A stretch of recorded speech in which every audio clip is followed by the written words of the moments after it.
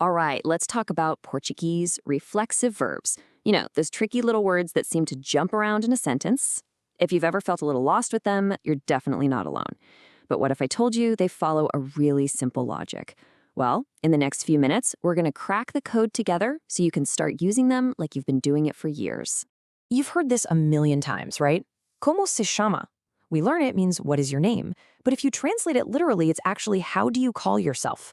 That little word, se, that's our reflexive pronoun. And figuring out its little dance, where it goes in a sentence, is one of the biggest keys to sounding truly natural when you speak Portuguese. So here's our game plan. First, we'll get the main idea, what it means to act on yourself. Then, we'll meet the pronouns themselves. After that, we'll learn the two simple rules for where to put them. And finally, we'll see it all in action in daily conversations. Okay, let's dive right in. What on earth is a reflexive verb?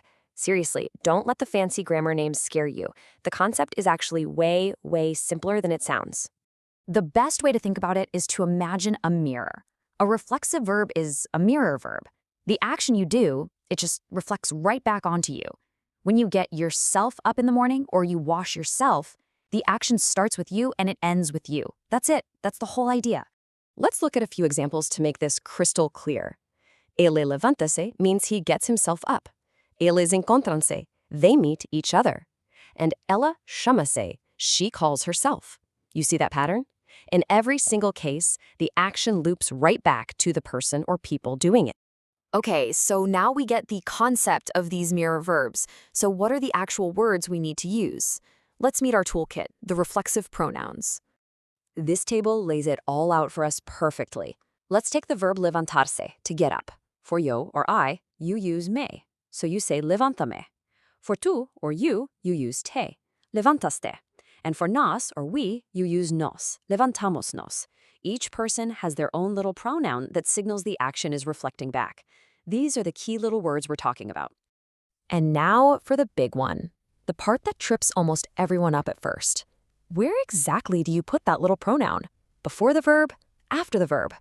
Well, don't worry, because it's actually not that complicated. There are really just two main rules you need to know. And here they are. It's this simple. Rule number 1. In a straightforward, positive sentence, the pronoun goes after the verb, and you connect it with a little hyphen, just like ela chama-se Ruth. But, and this is the key, rule number 2.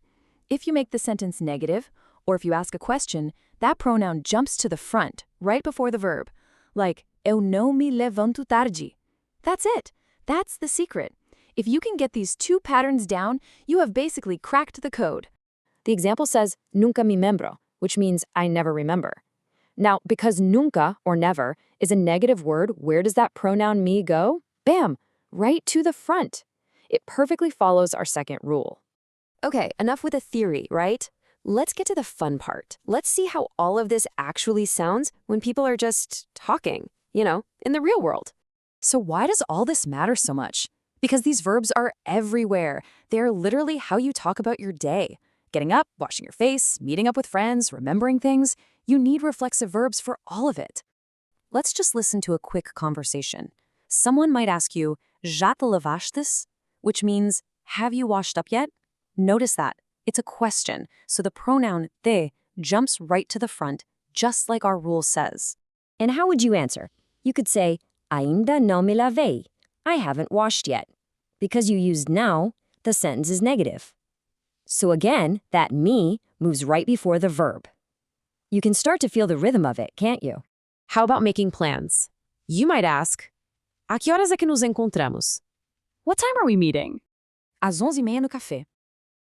Just like that, knowing how to use one reflexive verb in a question lets you have a totally normal, everyday conversation. It's that practical. Here's another one you will hear all the time. Lembras-te da Ana? Do you remember Anna? And the perfect answer, if you do remember her, is a simple, positive sentence. Lembro-me muito bem. I remember very well. And there it is, rule number 1 in action. Because it's a positive statement, the me just gets tacked right onto the end of the verb. See how it's all starting to connect? So let's bring it all home. When you boil it all down, it comes back to those two golden rules. Positive statement, the pronoun goes after. Negative sentence or question, the pronoun goes before. You just burn that into your brain, and I promise your Portuguese is going to take a huge leap forward in sounding so much more authentic. So, there you have it. The rules are now officially in your toolkit. The only question is, what are you going to do with them? Think about your morning. Eu levanto-me. I get myself up. Eu visto-me. I dress myself. The power to build these sentences and so many more is officially yours.